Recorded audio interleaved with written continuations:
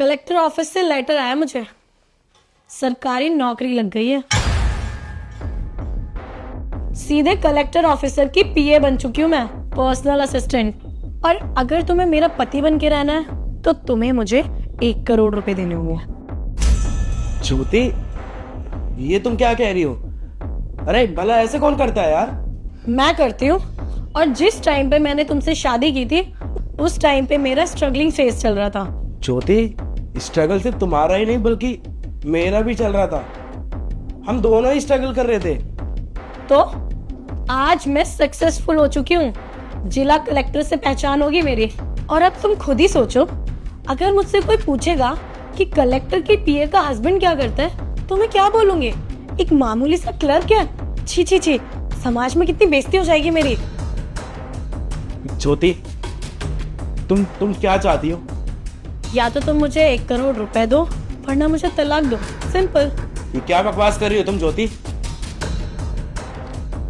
अगर तुम सिर्फ डिवोर्स की बात भी करती ना तो भी ठीक थी। ये 1 करोड़ रुपए तुम्हें क्यों चाहिए? हाँ, अरे तुम तो सीधा सीधा अपने पति का दाम लगा रही हो। जी हाँ, जिला कलेक्टर के पर्सनल असिस्टेंट के पति बनने की फीस है ये। वरना तुम मुझे तलाक दे दो और तुमसे तलाक लेने के बाद मैं किसी ऐसे इंसान के साथ शादी कर लूंगी जिसकी हैसियत होगी मुझे 1 करोड़ देने की। और सरकारी नौकरी हो चुकी है मेरी क्या कोई वैल्यू नहीं है? ज्योति, तुम इतनी जल्दी कामयाब होने के बाद बदल जाओगी, मैंने ये सोचा भी नहीं था। अरे मैं तुमसे कितना प्यार करता हूँ तुम्हें तो पता है ना। तुम्हारे लिए सबके खिलाफ गया मैं, समाज से खिलाफ गया, अपने घर वालों के खिलाफ गया, और तुम बदल गई। सही है यार। आज देखो ना, मैंने खुद ही अपने पैरों पर कुल्हाड़ी मार ली। आज मुझे अपने लिए गए फैसले पे खुद ही अफसोस हो रहा है कि मैंने तुम जैसी लड़की से क्यों शादी करी। हो गया तुम्हारा? आई थिंक मुझे जाना चाहिए, क्योंकि मुझे नहीं लगता तुम मुझे 1 करोड़ रुपए दे पाओगे। और मैं इतनी ज्यादा सुंदर हूँ, सक्सेसफुल हूँ अपनी लाइफ में, मेरे पीछे ना लड़कों की लाइन लग जाएगी।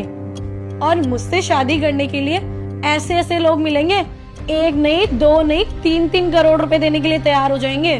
ठीक है ज्योति, आज तुम्हारा अच्छा वक्त चल रहा है तो तुम मुझे छोड़ के जा रही हो, लेकिन ये मत भूलना कि कभी मेरा अच्छा वक्त आएगा।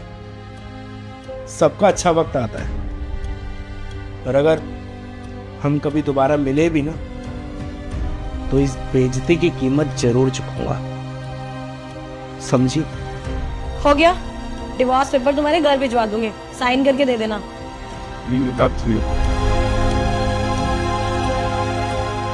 क्या मयंक, तुम झूठ बोल रहे हो? कह दो ये मजाक है। यार गोपी, कैसी बात कर रही हो तुम? तुझे लगता है क्या मैं मजाक कर रहा हूँ? 3 साल से एक साथ काम कर रहे हैं और मैं इतनी सीरियस सिचुएशन में मजाक करूँगा तुझसे? मैं बिल्कुल सच बोल रहा हूँ। और ऐसे कैसे हो सकता है? मुझे कोई मेरे काम से कैसे निकाल सकता है? अब मैं क्या बोली होती, ये बात तो पूरे स्टाफ को पता है कि डीएम सर ने ज्वाइन करते ही अपनी पर्सनल असिस्टेंट को सस्पेंड कर दिया। और हाँ, सिर्फ यही नहीं, डीएम सर ने तुम्हारे ऊपर करप्शन के भी चार्जेस लगाए हैं। और जो तुम कॉन्ट्रैक्टर से टेंडर पास कराने के लिए घूस लेती थी ना, वो सब चार्जेस भी लगाया तुम्हारे ऊपर। और तुम्हारी पूरी की पूरी फाइल सर के पास है, जितने भी तुमने घोटाले किए आज तक। मतलब मुझे जेल भी हो सकती है? हाँ, अगर डीएम सर ने जांच बैठा दी तो तुम्हारी तो लंबे टाइम के लिए जेल पक्की है। अब मैं क्या करूं? मैंने तो नए डीएम सर को देखा तक नहीं है। देख ज्योति, मेरे ख्याल से तो अब तेरे पास एक ही ऑप्शन बचा है। डीएम सर के पास जा, उनसे हाथ जोड़, उनके पैर पर कुछ भी करके उनको मना, ताकि वो तेरे ऊपर लगे हुए करप्शन के चार्जेस हटा दे। देख, अभी तो तू सिर्फ सस्पेंड हुई है, और माफ़ी मांगने के बाद हो सकता है वो तेरे ऊपर लगे चार्जेस करप्शन के जो भी हैं या तेरी फाइल ओपन ही ना करे, हटा दे। मयंक, मुझे बहुत डर लग रहा है, मैं क्या करूं? ये तो तेरे को रिश्वत लेने से पहले सोचना चाहिए था ज्योति। अब तो जो कर सकते हैं डीएम सर ही कर सकते हैं। So may I come in?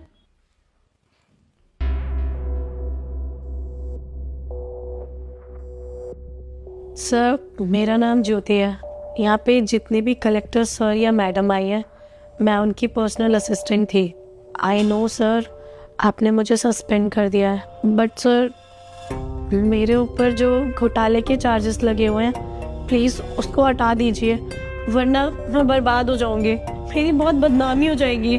ठीक है, तो तुम मुझे 1 करोड़ रुपए दे दो, बदले में तुम्हारे ऊपर जितने भी एलिगेशन लगे हैं मैं सब हटा दूंगा। सर, मुझे बहुत अच्छे से पता है मुझसे गलती हुई है, बस एक चांस दे दीजिए, मैं उसके बाद कभी ऐसी गलती नहीं करूंगी।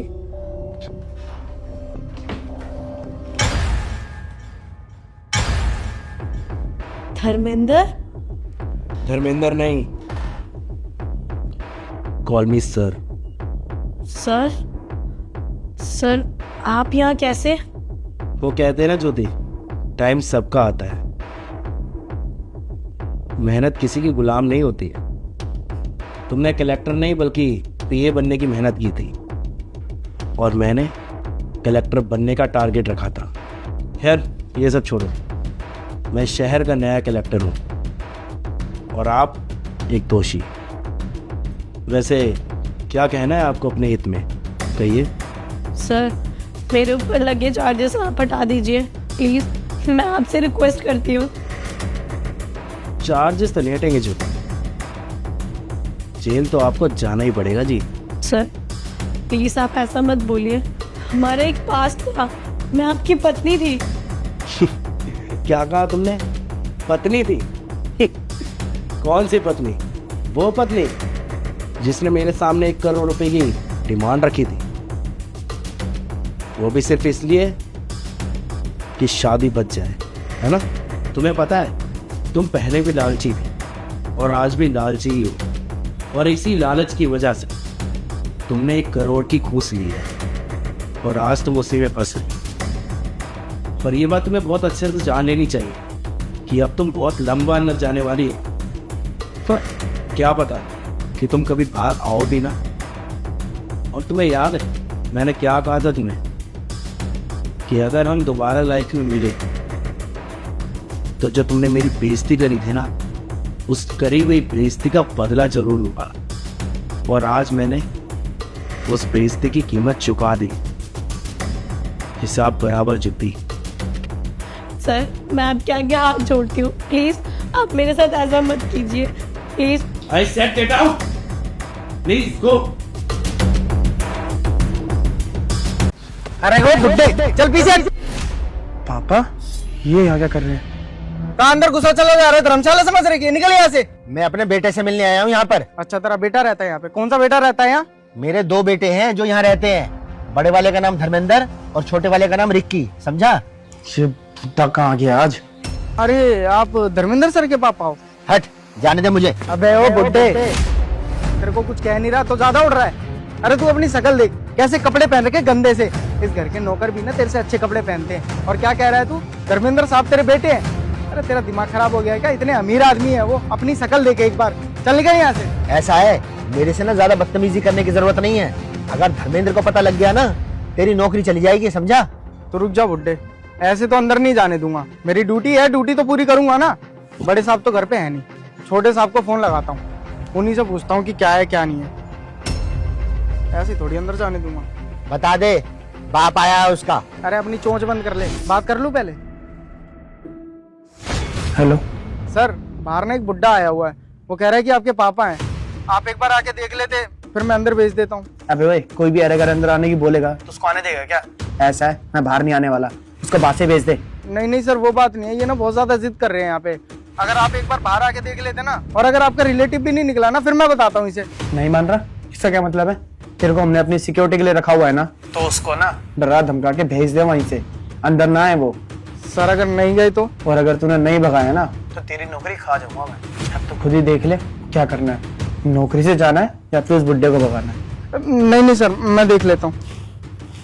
बुड्ढे, तू झूठ बोल रहा है मेरे से। साहब ने ना साफ साफ बोला है कि कोई इनका रिश्तेदार यहाँ पे नहीं रहता, सारे गांव में रहते हैं। तू कौन है बे? दिमाग खराब मत कर, चल निकल यहाँ से। अच्छा, मेरा छोटा बेटा ऐसे बोल रहा है? अभी बताता हूँ उसे अंदर जाके। अरे ओ बुड्ढे, तेरे को समझ नहीं आ रहा है क्या? मना कर रहा हूँ अंदर जाने से। देख, जिद मत कर, तेरी उम्र का लिहाज कर रहा हूँ। अगर कोई बराबर का होता ना तो टांगे तोड़ देता अभी तक। तुझे बड़ों से बात करने की बिल्कुल तमीज नहीं है, हैं? अगर मैं तेरी उम्र का होता ना, इतना पीटता कि याद रखता तू। जबान नहीं चला रहा मैं, शांति से समझा रहा हूँ। अगर ज्यादा दिमाग खराब करेगा ना तो सच में डंडा उंडा मार दूंगा तेरे, फिर लग जाएगी ना, फिर यहाँ बैठ के मत रोइयो। इसीलिए बोल रहा हूँ शांति से निकल जा अभी। तुझे ना मैं छोड़ूंगा नहीं, समझा? अबे चल चल निकल यहाँ से। पड़ेगा नहीं आया बड़ा भाई यहाँ से।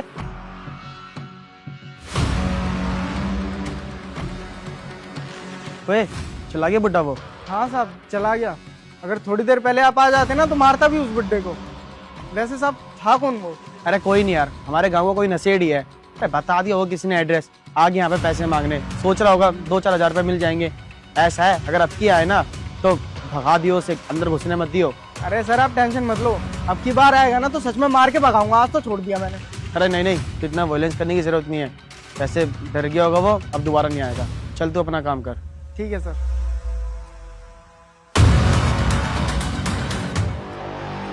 अरे पापा, जी तरह बेटा।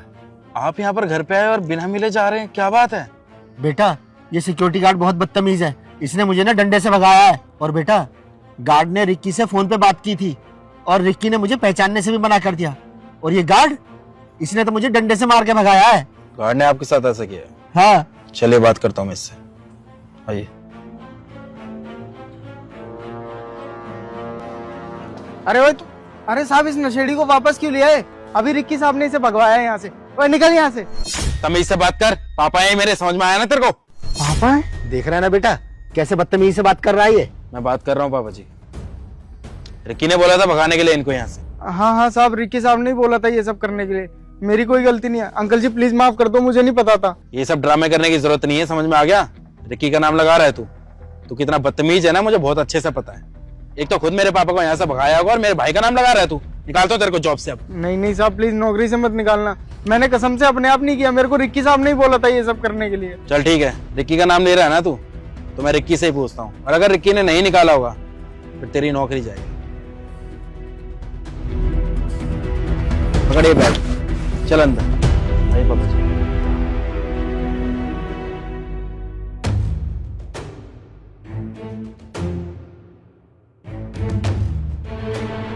Ricky, Ricky. हाँ भैया। ओहो, पापा हैं? तू तो ऐसे दिखा रहा है जैसे तेरे को पता ही नहीं कि पापा आए थे। अभी थोड़ी देर पहले पापा घर पे आए थे और तूने गार्ड को क्या बोला कि इनको धक्के दे के यहाँ से भगा दे, क्यों? सुशाल पता क्या सब कुछ हुआ था? जी साहब, जब अंकल जी आए थे ना तो मैंने छोटे साहब को फ़ोन करके पूछा था कि कोई आए और बोल रहे कि आपके पापा हैं, आके देख लीजिए। उन्होंने बोला कि मेरा कोई रिश्तेदार यहाँ नहीं रहता, भगा दे उनको। मैंने बोला साहब एक बार देख लो, फिर भी उन्होंने बोला कि नहीं मुझे कुछ नहीं देखना, बस भगा दे वरना तेरी नौकरी जाएगी। तो फिर मैंने चुपचाप जो उन्होंने बोला वो कर दी। देखिए भैया, ये ना हमारी फैमिली का मैटर है, अगर गार्ड बीच में ना बोले तो ही अच्छा है। इसको बोलिए प्लीज़ यहाँ से ये जाए।